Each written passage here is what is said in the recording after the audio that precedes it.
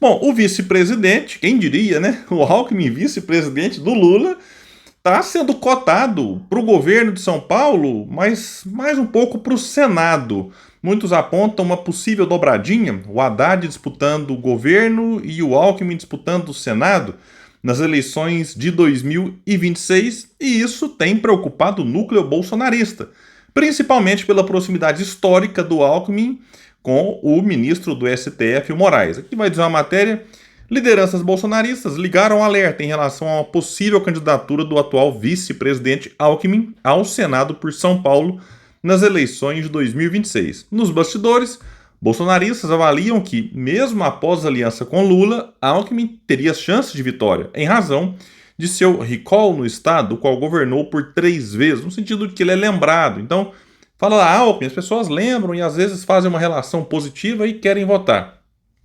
Diz aqui que a candidatura de Alckmin, na avaliação de aliados de Bolsonaro, põe em risco o plano do ex-presidente de eleger pessoas ligadas a ele para as 2 vagas de senador em São Paulo em 2026.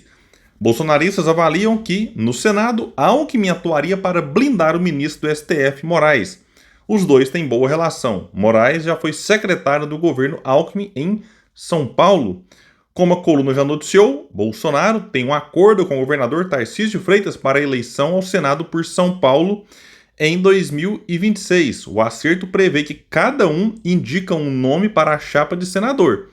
Muitos apontam que o nome de Jair seria o do Eduardo Bolsonaro. O nome do Tarcísio aí é uma incógnita, até porque o Tarcísio vai ouvir muito ali o Kassab. Para desespero dos bolsonaristas, Kassab exerce uma influência muito grande sobre o governador de São Paulo. Aí outros falam que o Derrite, atual secretário de Segurança Pública do Estado, seria candidato ao Senado. Então, são nomes, né, a gente observa até agora, nada bons para o Senado Federal. Então é isso aí que a gente tem em relação a essa especulação. O Alckmin tem surpreendido muita gente pela sua lealdade ao presidente Lula, e é cotado então para o Senado, mas já tem aparecido também em algumas pesquisas para a presidência da República. William, mas o Lula vai abrir mão? Não sei, né? Mas as pesquisas colocam lá. O Lula tem aparecido muito mal nas pesquisas. Em praticamente todas ele aparece atrás do Bolsonaro quando o nome do ex-presidente é colocado. Ex-presidente que está inelegível, não pode disputar as eleições de 2026 e não vai conseguir reverter as condenações que tem no TSE. E aí vai ser quem? Se o Lula não for, um exemplo. Porque o Lula pode chegar e falar, não quero, estou cansado, 80 anos... já fiz o que tinha que fazer, ganhei 3 eleições, governei o país, agora não quero. Vou colocar aqui, vou indicar o sucessor. Quem seria? O Haddad está muito mal nas pesquisas. A população, das pesquisas que saem, não está satisfeita com a condução na economia e o Haddad é ministro da Fazenda. É o Haddad, com a bênção do Lula, quem conduz a economia. Então também é bom lembrar, porque não dá para culpar só o ministro. O ministro está lá e continua lá porque o Lula, que é o presidente, quer. Então o Lula vai indicar um ministro que nesse momento, pode ser que ele consiga melhorar, nesse momento está muito mal avaliado pela população brasileira. E aí indicaria quem? Simone Tebet? Não, Simone Tebet não é assim tão confiável, eu acho, para ser candidato. O PT não vai confiar em ninguém que não seja do PT. Tem isso também, né? Quando é que o PT apoiou outro nome que não fosse do próprio partido? Nunca. Nunca.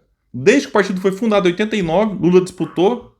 Naquelas eleições, o nome mais forte da esquerda era do Brizola, que poderia ter derrotado o Collor no segundo turno, mas o Lula quis ser e foi, era um direito dele. Depois, em 94, Lula, 98, Lula. 2002, Lula vence. 2006, reeleição. 2010, ele colocou a Dilma para ser candidata e venceu. 2014, Dilma de novo. 2018, o Lula quis ser candidato, mas estava preso, não podia. Aí colocou o Haddad. Naquela campanha, o nome mais forte para derrotar Bolsonaro era o de Ciro Gomes, que o PT se recusou a apoiar, e dali para cá o Ciro Gomes rompeu de vez com o PT. Até aquela eleição o Ciro tinha uma esperança. Eu acho que ele achou, não, agora o PT vai me apoiar.